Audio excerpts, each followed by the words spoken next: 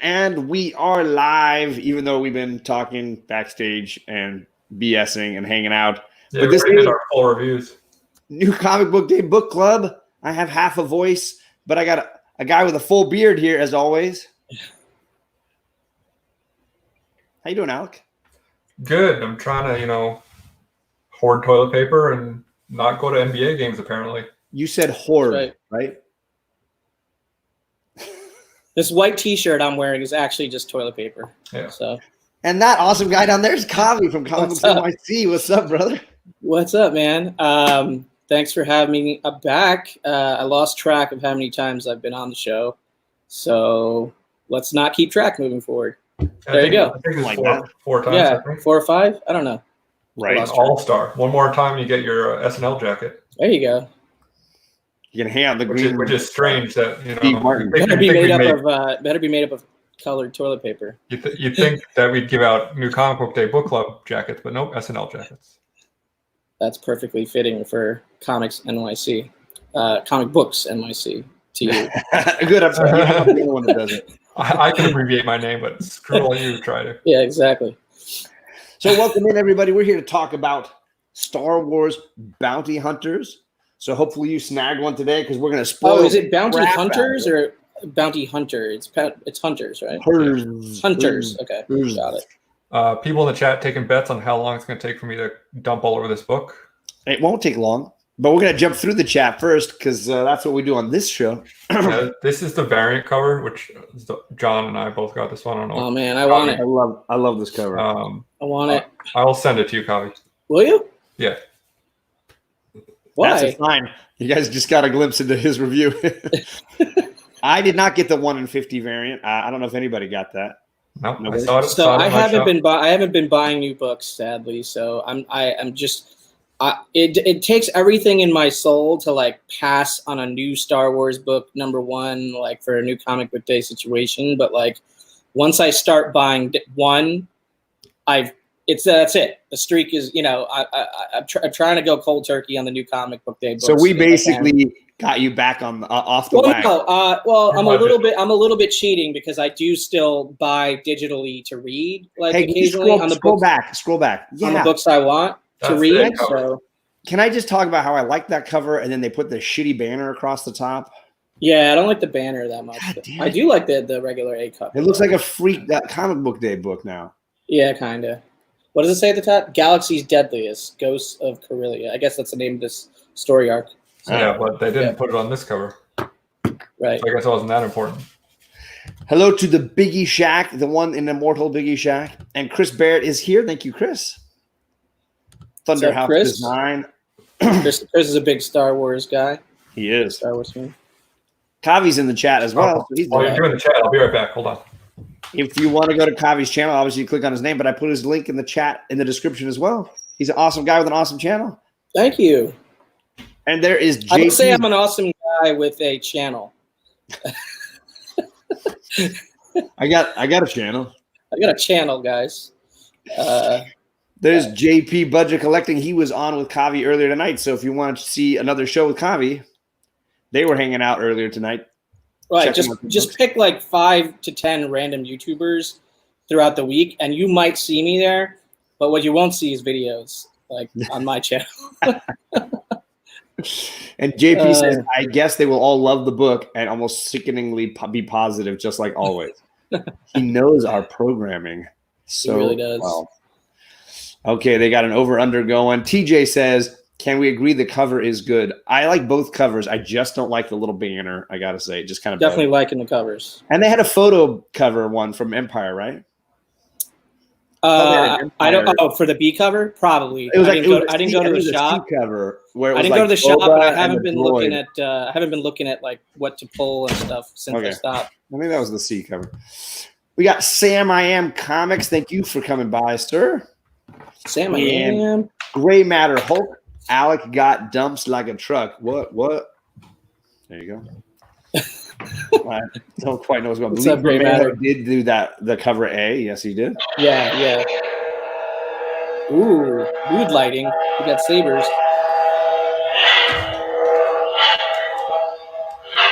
I'm going to pick out your camera. Yeah, that's what I'm worried about. Yeah, he just chopped off his camera.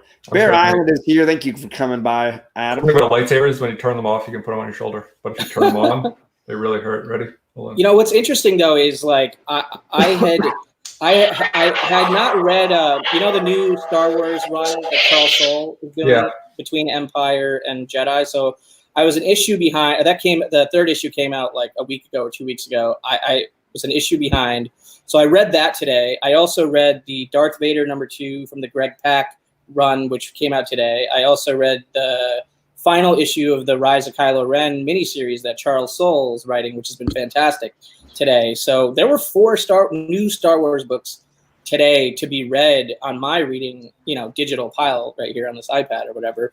And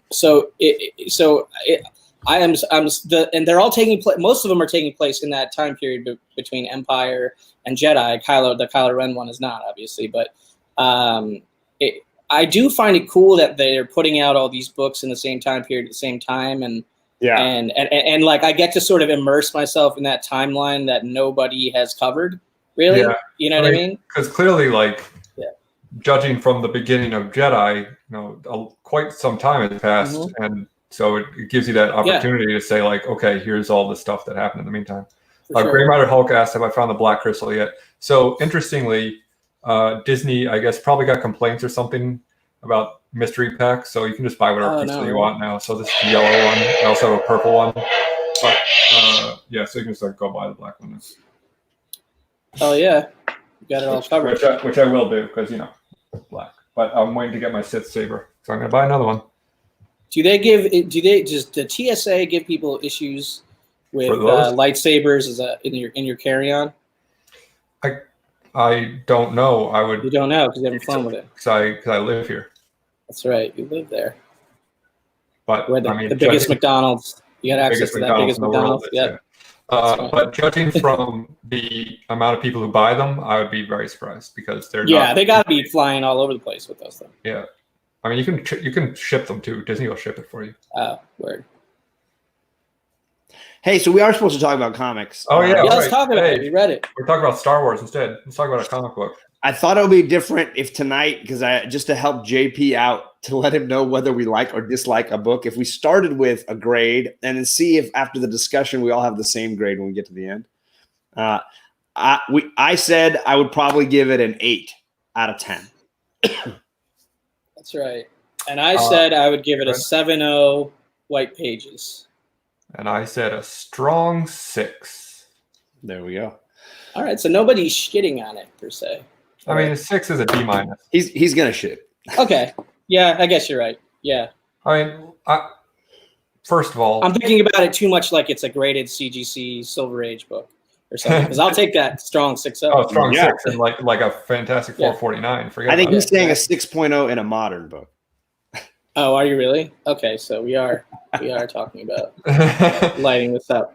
Okay, and look, I have a feeling I know why, but I want to hear it from the horse's mouth. Yeah. So first, this book should have been called Star Wars: People Get Shot by Lasers. But isn't that all Star Wars? No, there's story. It's a good chunk of it. This is 80% laser blasts. Absolutely. Yeah. So that was a bummer. I'll let you guys talk about it more because I don't have a ton to say about it. I guess let me ask you guys this: did any of you read the previous Ethan Sachs miniseries, Star Wars Galaxy's Edge? No. Okay, because I didn't read the whole thing. I read 3 issues of it, and I think it was a 5 or 6 issue miniseries. But I have a feeling this was marketed in a way where you would think that you could just pick this up. You know what I mean? You like watching The Mandalorian? We got a comic book for you. And it's really not. It's really more, I think, for the diehard modern Star Wars readers.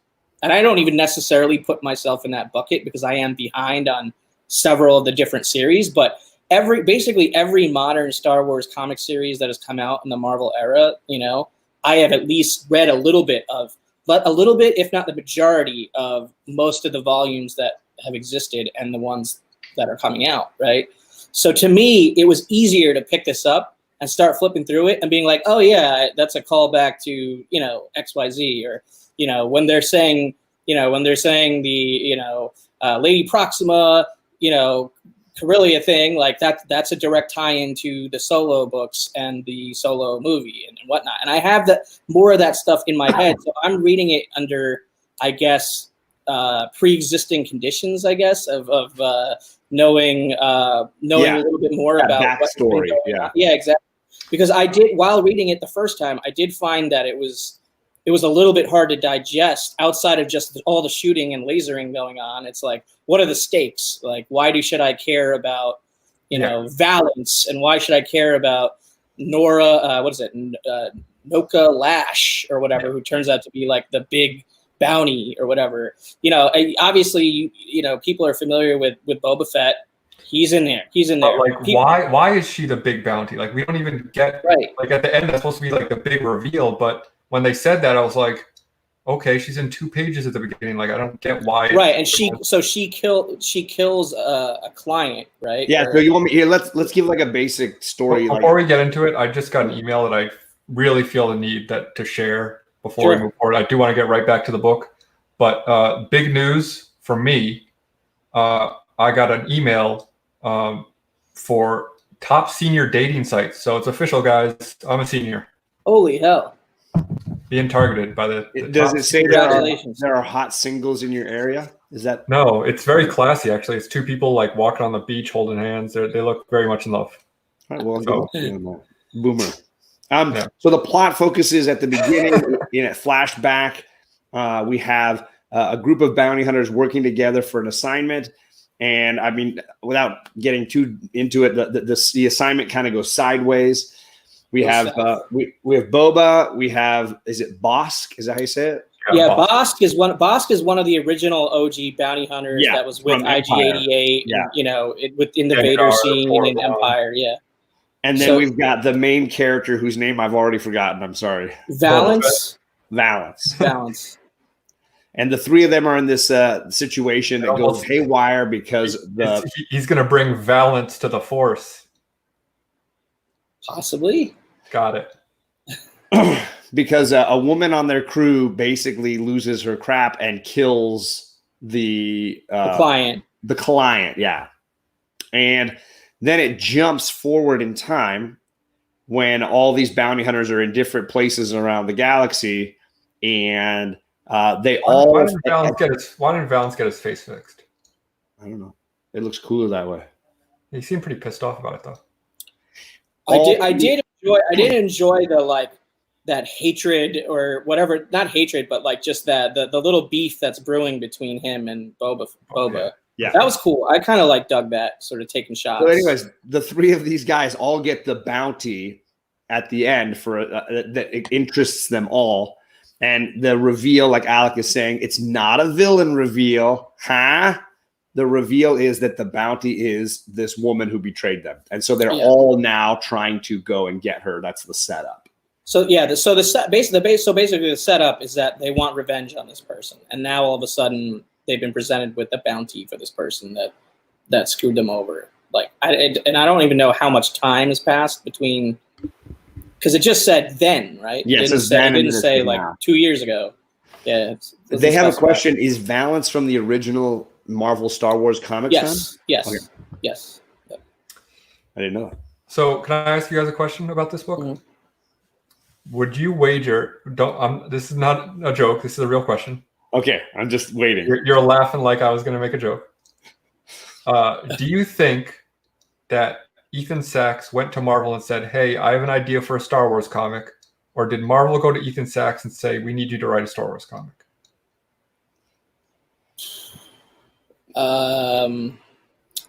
John, I don't know. I mean, this is not his first Star Wars comic that he's written. So right.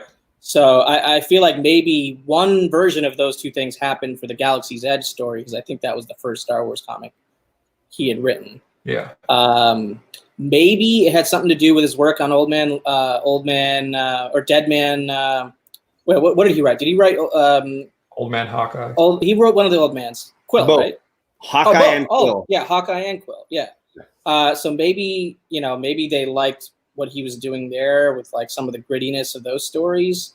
I don't know. That just wrapped, so it's possible that he was like into his next thing. I don't know. Yeah, and the Galaxy's Edge series, I heard was actually like a pretty enjoyable, conclusion to it. I stopped about midway, and I need to circle back to it or whatever. But I did hear it was good, and that had a lot of the setup there with the Batu, out spot, what is called, the Outspire post at Batu or something. Whatever they base Galaxy's Edge, the world of Galaxy's Edge around, you get the backstory of that place in the Galaxy's Edge miniseries, or you get more backstory to that place in the Galaxy's Edge miniseries, which does involve like a little bit of bounty hunter characters and things like that. So I think he was just the logical guy to write this. I think they were going to do this book one way or the other, timing it around this time frame, a few months removed from all the Mandalorian hype, trying to continue a little bit of that. You're starting to hear Mandalorian season 2 just wrapped. You're gonna start getting little nuggets of promotion around that. Yeah. So it didn't. Yeah. Maybe I'm reading too much into it since I gave it a hard 6, but like I didn't feel like this was a passion project. I guess my point. I didn't either, and that's why. I mean, for me, I guess a 7.0 is a lower score for me when it comes to modern Star Wars books. Like the best Star Wars book I read today was Rise of Kylo Ren #4 by Charles Soule. Yeah, I heard it was fantastic.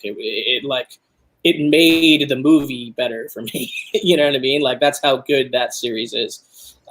Whereas, and even Charles Soule's main Star Wars title was epic, the last issue, in my opinion, which, was telling the story in between Empire and Jedi with the main characters. You know what I mean? Like what you want to know about how Luke feels about learning that his father's Darth Vader. You want to know how Leia. Yeah, you want to know how Leia is reacting to Han being MIA, trapped in carbonite out in the middle of nowhere when she's just starting to figure out what her feelings are for him.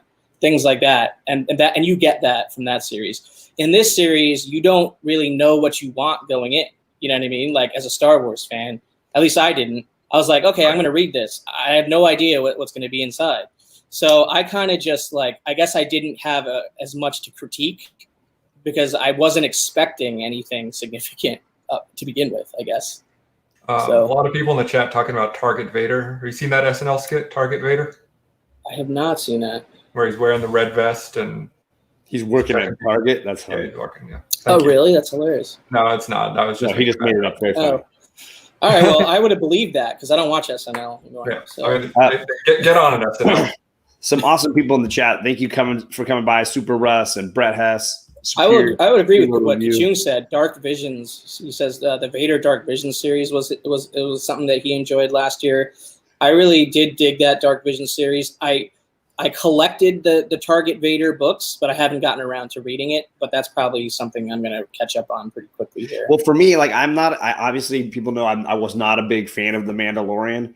Right. And what I wanted to get out of this comic was what I had hoped The Mandalorian show would have been, which was a focus on bounty hunters doing bounty hunter stuff and being badass. Oh, I thought you meant terrible pacing. But gee. There it is. I love the Mandalorian. I have no. No, the Mandalorian's got good pacing. This has bad pacing.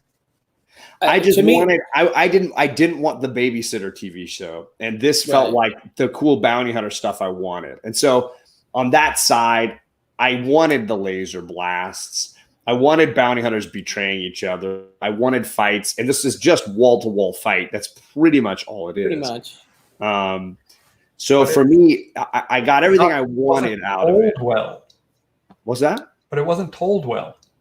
It wasn't told badly. It was just a setup, and for me, the setup worked for what it was. Like it was setting up the story, a little flashback, a little now. I wasn't mad with where they need to be. I wasn't mad with the interior art necessarily. I dug it.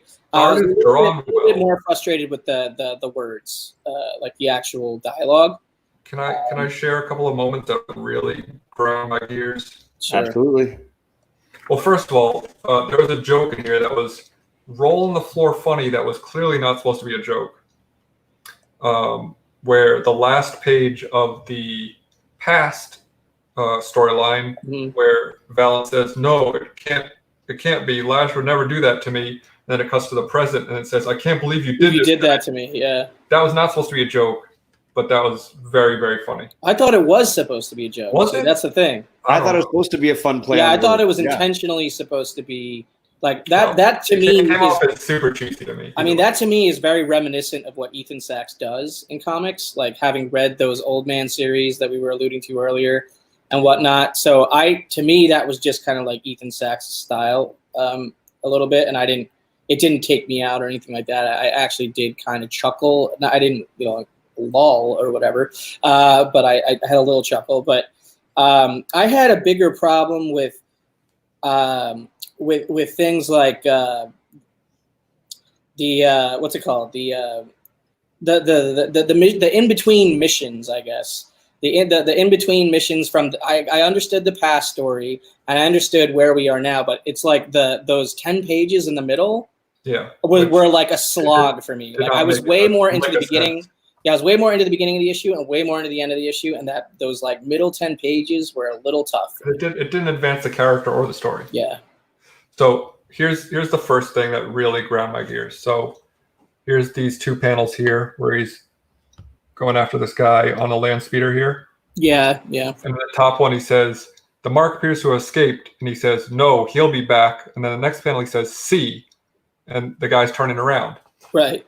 In like comic book timing, this guy, like, he didn't have time to go that far in the time he had to say this before he said "see." Like, there should be a panel in between here where he's just waiting, where he says, "No, he'll be back," and then he's waiting, and then he comes back and he says "see." Like, there's no time in between this to make this work. Yeah, I would agree with that. Honestly, I mean, I'm not a comic book writer, okay, so this is all hypothetical, but if I was plotting out that issue, that would have been like a 2-panel page, and then you cut to a little bit of the other backstory that they're trying to explain, and then maybe 2 pages later you cut back to the guy turning around. So at least based on the page flipping, there is some sense of, okay, the guy turned around now. Right. Or whatever, but to your point, it happened in the immediate next like centimeter below in the next panel. Similarly, and it feels rushed. On the next page, where super cool splash page, by the way. It's a cool double page splash. This thing, and then you see him go flying here, right? And then immediately he's just like on top of him, and he says he'll live. You don't see this moment of him like seeing him on the ground or walking up to him or anything. And not to say that like you always need to see people moving and like getting from point A to point B, because that's the beauty of the comics, that you don't need to do that. But the beauty of comics is that you can do that. You can have that moment where the guy's hacking and coughing or rolling around on the ground, where he just like calmly walks up to him and looks like a badass. Yeah, I don't disagree. And this thing was just like so full of like just stuff that it needed those moments to like I guess I read it's weird because I read so much of this modern Star Wars stuff, at least especially in the last like 4 or 5 years since the Marvel relaunch or whatever, however long it's been, right? That I guess I don't notice those things until somebody points them out. So like I feel like my score might be like a 6.5 now, but I would say I noticed some of those things, but they didn't like nag me. They didn't bug me. It was just like whatever. Either they were pretty small, nitpicky things for me. I just kind of rolled through some of those. The stuff that bothered me, if we're doing that, is because this is Star Wars, and Star Wars is starting to become this whole it's this epic connected universe where everybody wants to connect the dots for you. So everybody uses everybody's full name when talking to each other. Yeah, that bothered me too. And that irks me way more because it slows the story. So like that first sequence, the prologue bit where they're all fighting, everybody is constantly calling each other by their full names. Yeah. Like Sloppy Worth, Nanako Lash. I think that's I off the top of my head, I forget who the Marvel editor is on the Star Wars line off the top of my head, but you know, from CB Cebulski to, you know, that guy. I imagine that those are like intentional decisions. Like, who knows? You don't know if Ethan Sachs actually wrote it out that way, but I guarantee you the editor, if he didn't, was like, put in the full names. Put the name in. Yeah, because a lot of people are going to be buying this because they're just fresh off like Mandalorian interest or whatnot, and they will have no knowledge or, you know, of these characters or whatever. So like the constant reminders of like who these bounty hunters are. I think it's that. I think it's an intentional thing. The constant throwing in of like proper nouns, like really it gets on my nerves, where they constantly mention characters who aren't in the story, like not even Proxima Midnight would dare to. It's like, okay, what are you? Or like that shot at the end Proxima. of, like, Lady Proxima is the big underground, like giant in the Solo movie where he goes underground and like, you know, like he's being essentially like scolded for, you know, messing something up. So like she's almost never mentioned in the other comic series. Like, I'm just saying, like, so that was my biggest complaint, was the sort of constant referencing of everybody's full names and characters, like incessantly. Like, oh, we get it. It's Boba Fett. He's got the carbonite. Yeah.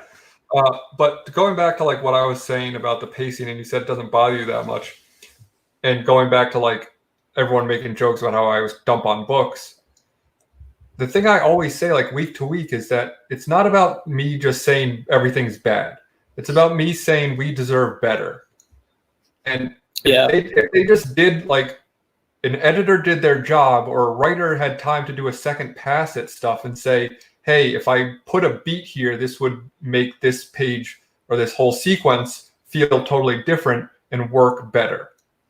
But they just don't. I feel like nobody cares anymore to do that extra work to make things like just like fine tune stuff and make things better. Like it's you're making art here. Like you should care about it. Those are key names that Chris Barrett just points out. But at the end of the day, they're not the ones actually day to day writing and overseeing the comic books. There's Marvel side editors. You know, I think it's Mark Paniccia is the senior editor that wrote the letter or whatever at the end of this. You know, like at the end of the first issue, you have some sort of like conjecture from some person. So he's the one that wrote that at the end. So I'm assuming he's the guy that's editing this series. And like, maybe it is an editor problem and not a writer problem. Especially I feel like it is. At Marvel, like I feel like I have this problem more. Mm-hmm. And I feel like if I were an editor at Marvel and this was handed to me, I would say, this isn't good enough, go back, do it again. And like, I probably would too. I'm paying $4 for this. You're telling me you can't make this better? Like, this is good enough for us for $4? That's my problem. That's why I dump on books, because we are the people who... Was it more than $4 because it's a number one, or was it still $4? Because I didn't buy a physical copy. So it's $3.99. That's a $3.99. But like, we're the consumers. We're the ones who like continually buy this stuff, which lets Marvel know, hey, you're doing a good job, but you're not. So, anti-joy. I respect exactly what you're saying. I just will say that I've read a ton of books that I liked less than this, and I got a lot more joy out of this. That's why I gave it a 6 and not a 4. Yeah, I give it a 7. I give it a 7 because it's still fun as it relates to. As far as let's go through some things you liked, because I think there's a bunch. I found it to be a fun issue. Like even though to me it did really feel like it needed 2 reads for me to realize how fun it was, which I don't know if that's a good sign, necessarily a good sign. Great comment there. What do you say? Said if Whale was an editor at Marvel, there would be no books. I mean, that might be true. That's cutting to the chase right there. What was Chris saying? He says, no, Kavi, the people at Lucasfilm have final say over the story because they want to keep the Star Wars That's story. Actually not true when it comes to publishing. They have like the 30,000 foot view oversight, and they change things that the writers will do if they conflict with prior canon. You know what I mean? But it's still, at the end of the day, the writer's project creatively. You know what I mean? They put a lot of trust into the writers that do these series. So you have to start there. I would say that I agree with what Thunderhouse is saying as far as a choppy story that was lacking in flow. Yeah, and that's the only thing. That's the only thing I have a complaint about. At all. That's the only thing I have a complaint about. Those middle 10 pages felt choppy to me. The first few pages were okay, and the final few pages were, to me, the most fun part of the issue, I guess. I will say, I really enjoyed the first few pages, the prequel, except for the full name garbage they kept dropping in.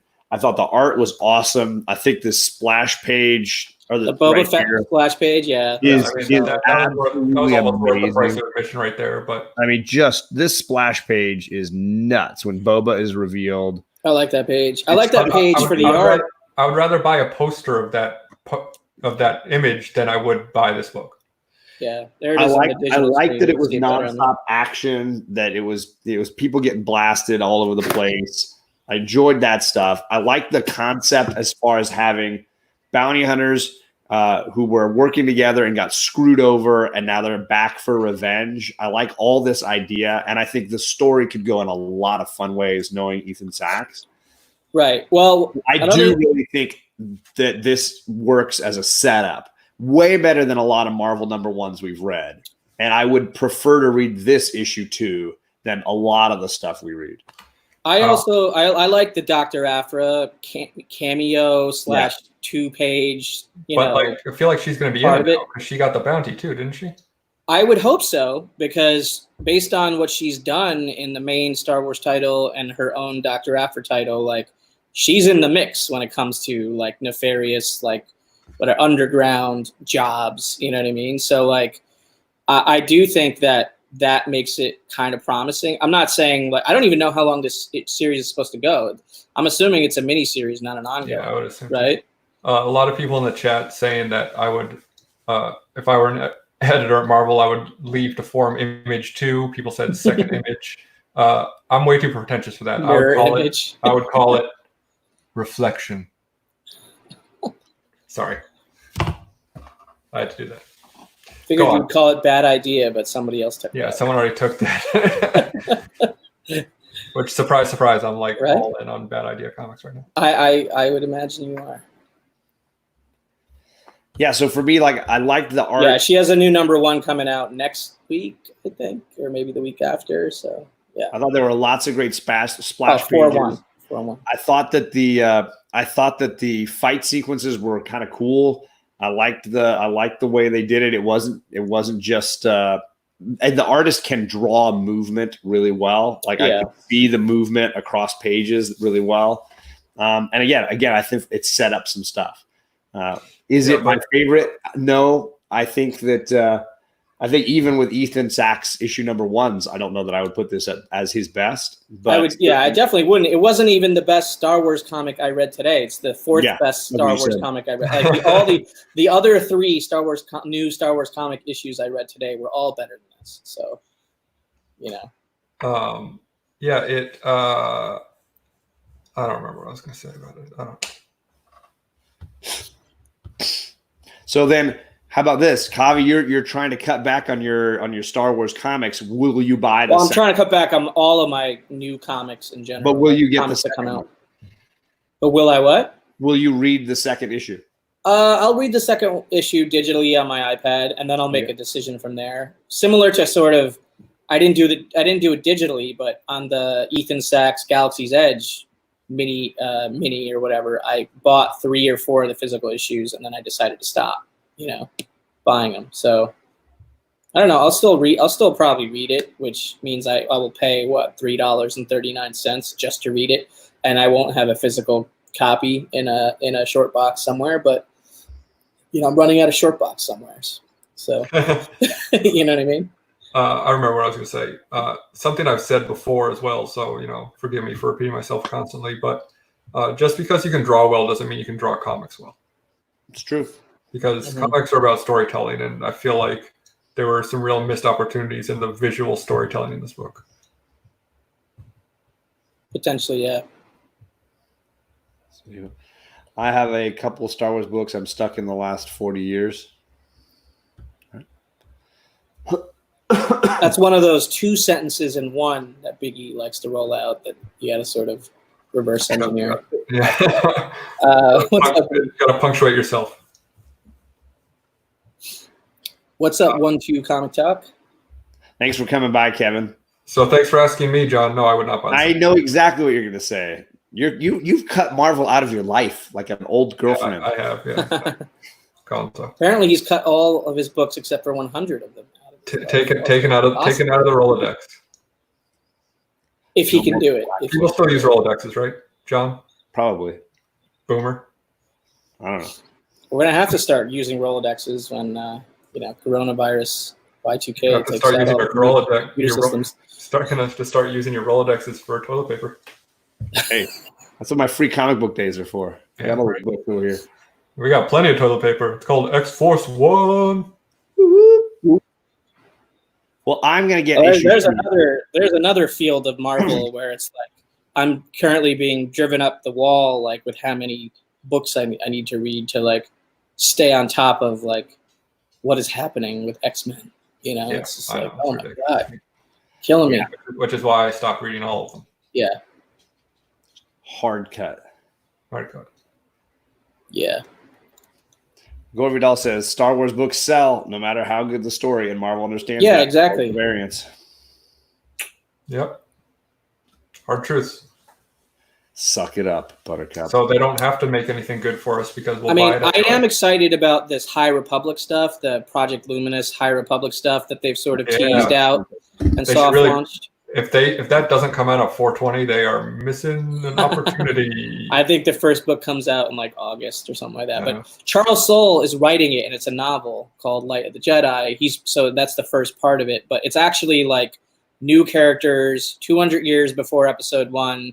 Nothing tied down to previous canon or whatever. So I'm excited about that because I would love to read something completely fresh in that universe from a different period. Like it's not even, legend stuff like Old Republic or whatever. It's a little bit more, further up in the timeline, but it's completely fresh and original. I'm actually looking forward to that quite a bit because Charles Soule is my favorite Star Wars comic book writer, period. Like I think as a whole, if you look at the stuff he's done, Volume 2 Darth Vader, the current Volume 2 Star Wars, between Empire and Jedi, the Rise of Kylo Ren miniseries, which has been insanely popular, and those books have been like crazy on the aftermarket, right? Like the buzz around that story, plus the covers, have been like a home run for him. So just those 3 stories alone are like held in a high bar for me. So to have him be doing an actual full-length novel in a brand new time period of Star Wars is actually pretty exciting to me. So that's like the Star Wars canon thing I'm looking forward to the most, I guess. Right. Yeah, Thunderhouse Design says his first novel was actually pretty solid. The Oracle Year. I haven't read that yet, but I do want to read it. Chris says, well, Yoda will be there. Potentially. They're not saying that they're going to use him or whatever, but theoretically, you're talking about a 575 or 600-year-old Yoda, right? Or 625 or whatever year old Yoda. I don't think I understand that sentence at all. The only reason why Kylo is hot is because it ties into Project Luminous. I don't know what any of that is. I don't agree with that. I think that there's a little bit of an element of that because there's some things that are mentioned in the Kylo series that allude to, new factions and things that are going to be introduced officially in these High Republic stories. But I don't agree with that 100%. There might be a little bit of a part of that is why the Kylo Ren series is buzzy. But I think the reason why the Kylo Ren series is buzzy is that you get more character development for Ben Solo in those 4 issues than you do the entire sequel trilogy of Star Wars. You know what I mean? Especially Rise of Skywalker. Like if you were more curious about that character, and that's the character you want to know the most about, walking away from this latest Disney trilogy. And that's, you know, and you're curious about that character. And I think that's the character most people, I think, walked away the most curious about or biggest fan of. Like, he has a real fandom, like a real following in the Star Wars community. And I think that has affected and made those books very attractive, because there is a lot of cool background storyline information about Ben Solo in those 4 issues. So Yoda in his college days. Plus the Knights of Ren also, yeah. Be great to see Yoda going through a straight midlife crisis. Pulls up in like a really like decked out. Well, if you think about it, he may not have even been on the Jedi Council at that time. He might have been just like a Jedi out, you know, doing his thing or whatever. He's still earning his stripes. Yeah. Huh. Well, that was it for me as far as what I thought. I mean, I'm definitely getting issue 2. So I'm going to read issue 2 and I'll make a judgment call after that. Like I said, like, I read 4 Star Wars books today, and that was the 4th. To me, it was at the bottom of the list. Like, I put Rise of Kylo Ren number 1. I put Darth Vader, Greg Pak number 2, and then I put Charles Soule, Star Wars, the new volume number 3 in that list. And so, you know, there's a lot of Star Wars titles. There's going to be more. There's going to be a new volume for Dr. Aphra. You know, so it's not going to be there's not going to be a shortage of possible stories to check out. So if I'm suggesting to somebody who wants to get into it that isn't already into it but has seen all the movies, that would basically be my order right there. You know what I mean, of what to check out, because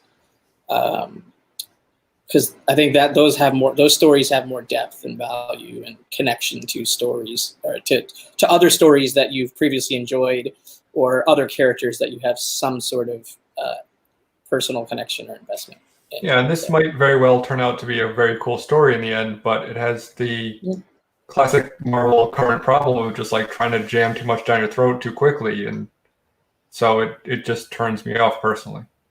Yeah. Yeah. And I like your question of, is this an editor or is this a writer problem? And it's probably an everybody problem, but I get the feeling that we've been reading so many issue 1s, and that those are probably books that get more heavily edited than any. And so it feels like both Marvel and DC have this intense editing issue. Shout out to Wolf Warner in the chat. Thanks for coming by, bro. What's up, Wolf Warner? And Drew.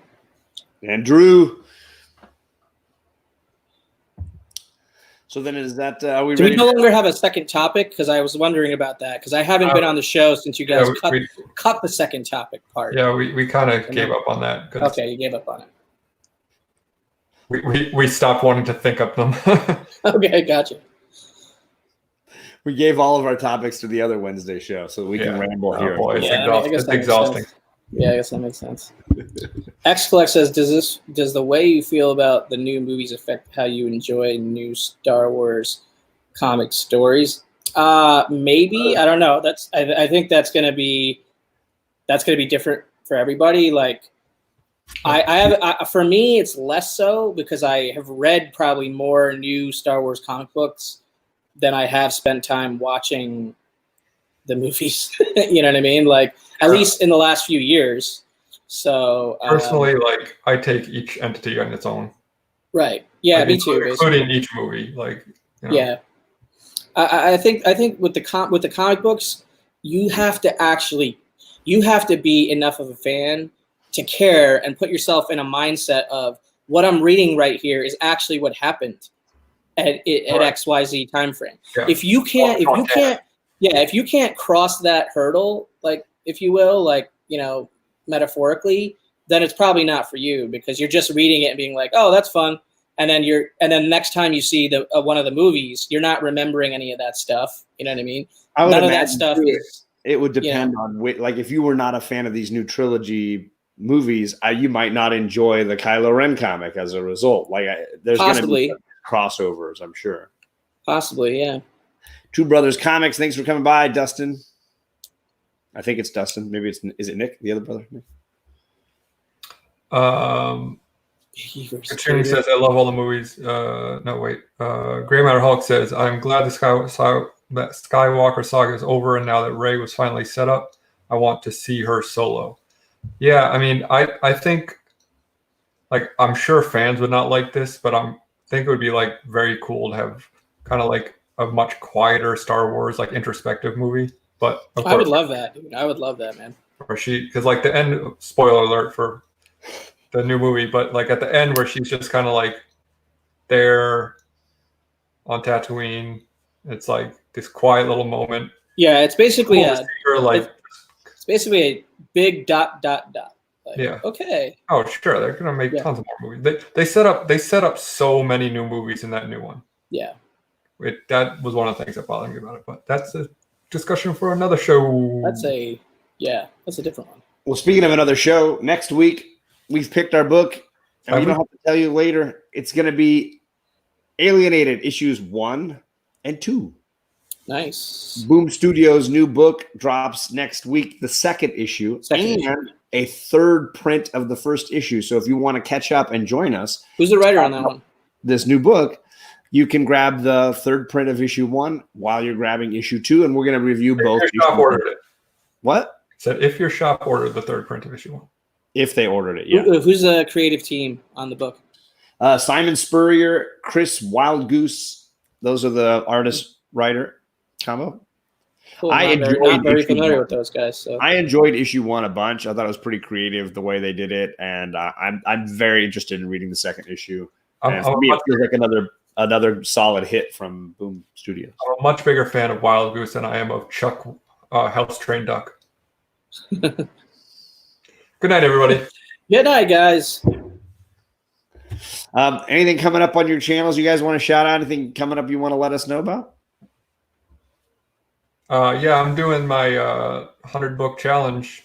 So if you haven't watched the first episode of that, it's called The Great Comic Book Experiment, collecting experiment. I don't remember what I titled it. You know, Alec, even though I was in the chat for about like 20 minutes of that yesterday, I went back and rewatched it today because I missed the beginning or whatever, like your actual explanation, and it clicked a lot better that way for me, that video, because like when I came into the middle of it, I'm like, it felt weird. I was like, what?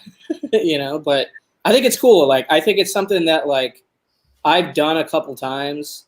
My number was I don't think my number has ever been as low as 100, but I don't think sticking to a specific number is really the point. It's about like really focusing in and making your collection a meaningful long-term collection versus a whole bunch of stuff. Right. It's about like re-examining my collection. Yeah, for sure. I get it. I do that a lot. So yeah, I'm going to be chronicling that over the next couple weeks as I actually try to see what is important in my collection. So nice.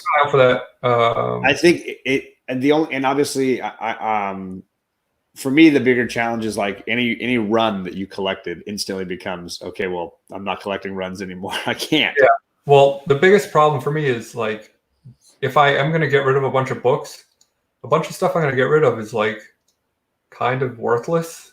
Without like, if I'm going to keep a number 1 of a series and get rid of like 2 through 50, who's going to want to buy that? Oh, there's people. Only somebody looking for, just run fillers, I guess. Yeah. We'll see what actually happens from it, but it's going to be a fun experiment. So keep an eye out for that. That's all I got going on besides book. Nice. Is there Chronicles coming up or Greater? Yeah. We're. I mean, so I got a couple things going on. Tomorrow, I'll probably do a haul video at some point. When I say haul video, I mean I'll go live and I'll do a quick haul video live, and then if you miss it live, you can watch it later or whatever. But that's a haul video for me, showing a bunch of stuff that I picked up over the last few months that have just been like sitting around in different places, and I've just been lazy about it. So I need to like go organize it all and like do a haul video. But nothing from C2E2, nothing from my trip to LA where I got to hang out with you. I did separate videos for those specifically, which was great. If you missed those, they're on my channel now. What is that? This is, I just picked this up today. Good thing to try to cut my collection down. I'm buying new books. It's a first print of Cursed Pirate Girl #1. Nice. Hand stamped. So that'll be tomorrow, I guess. And then sometime between Friday and Sunday, I'm going to do another art show.